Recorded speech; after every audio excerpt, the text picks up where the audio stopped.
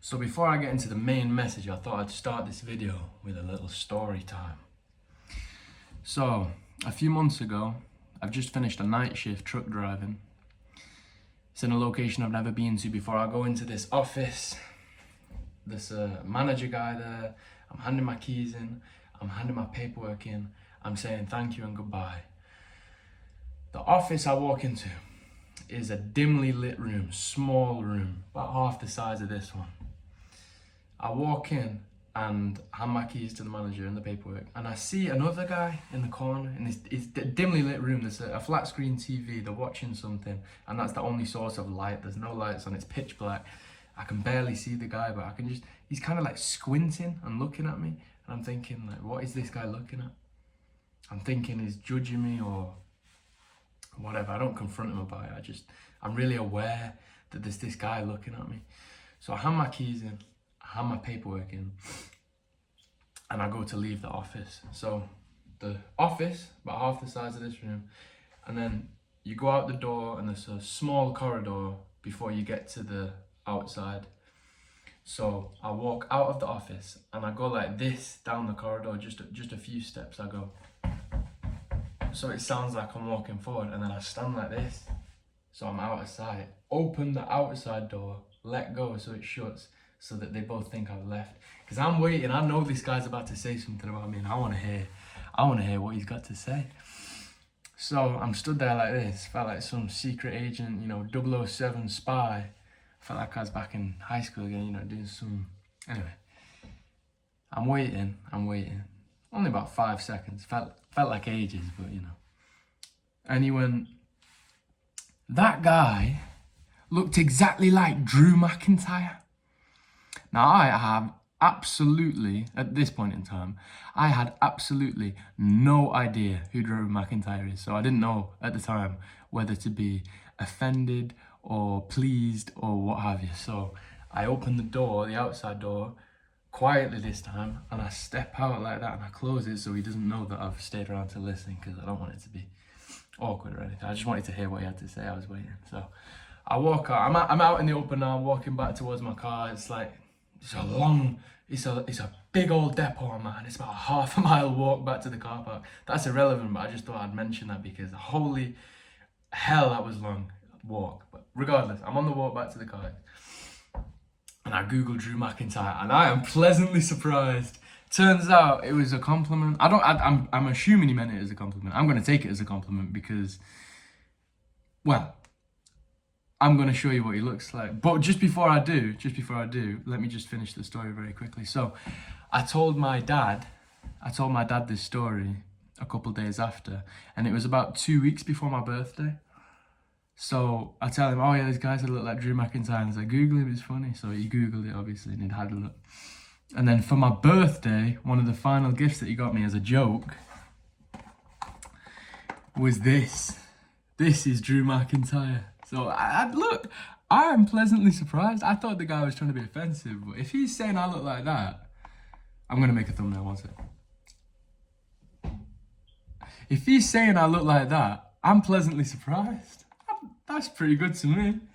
I'm happy to let that. But the point of this video is visualization. So I am extremely pleased that my dad got me this WWE figurine. I'm not really into WWE. I've never watched it in my life. Well, maybe a couple episodes as a kid, but I was never really into it. But I'm really happy that my dad got me this because I look at it every single morning. It's right here. The reason I'm bringing this up is because I had it on here on one of my videos, and I thought someone would see it and think that I collected WWE. I don't care what people think anyway, if they did think that I collect them or something. But I saw that you might be able to see it. I thought people might have thought like I collect them or something, so I thought I'd explain what this actually is, and it's my visualization tool. Because the head on this figurine looks just enough like me in my eyes to visualize this be in my body. So obviously my body doesn't look like this at the moment, but I would like it to one day. So it gives me something to work towards, something tangible, something I can actually achieve and accomplish, something that I can see visually, and seeing it every single morning really, really helps. So that is today's video. I wanted to give you the advice to set up some form of visualization, but not only that, make sure that you look at it on a daily basis. The two most important times, right before you go to sleep and the moment you wake up. Within the first few minutes of waking up, you want to look at it and feel an emotion about it before you go to sleep or when you wake up, because those are the two most important times to penetrate through into the subconscious mind.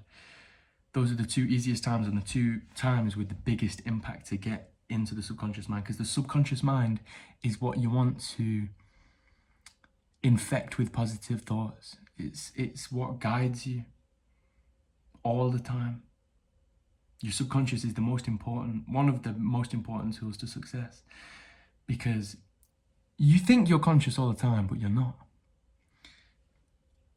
When you're driving, you might have noticed you'll be driving and you might drive for like 10 minutes and then you might think, you'll snap back into reality and you'll be like, oh my God, have I just been driving that whole time? You don't even know what you've done.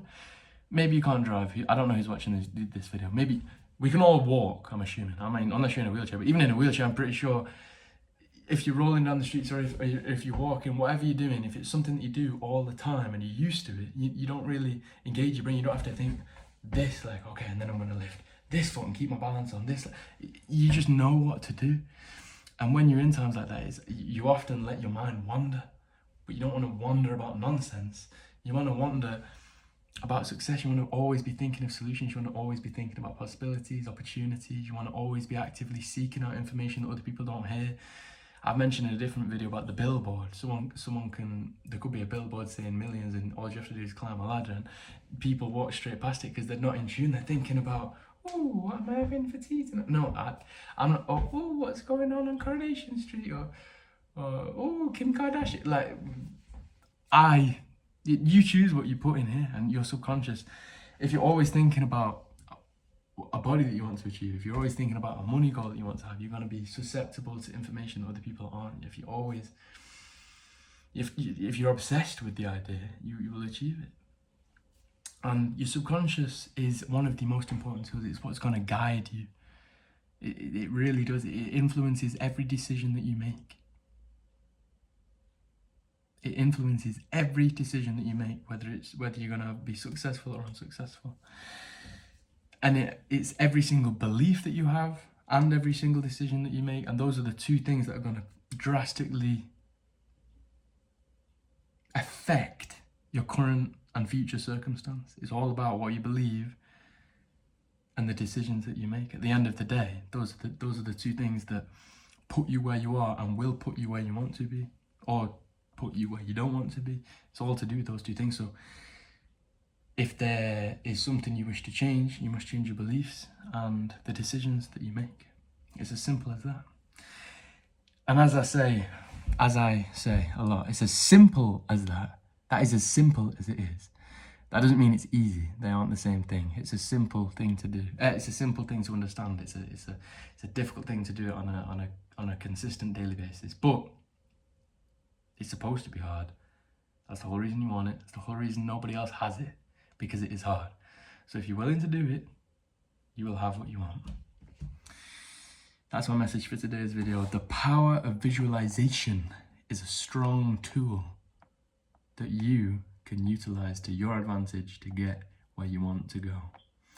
This is Drew McIntyre. This is who I visualize, because it looks similar enough to me when I've got my head on to be able to visualize a body like that. And I wake up and I think, yes, I would quite like a six-pack like that. So I'm going to do things that are conducive to get me that result. I'm going to do the sit-ups. I'm going to do the press-ups. I'm going to go to the gym for, I'm going to say X amount of time, because I once said on a video I went to the gym for 3 hours and all the comments were, 3 hours too long, 3 hours too long, go away. Anyway, so yes, utilize visualization. It's an extremely powerful tool that you can use to your advantage. Catch you in the next one.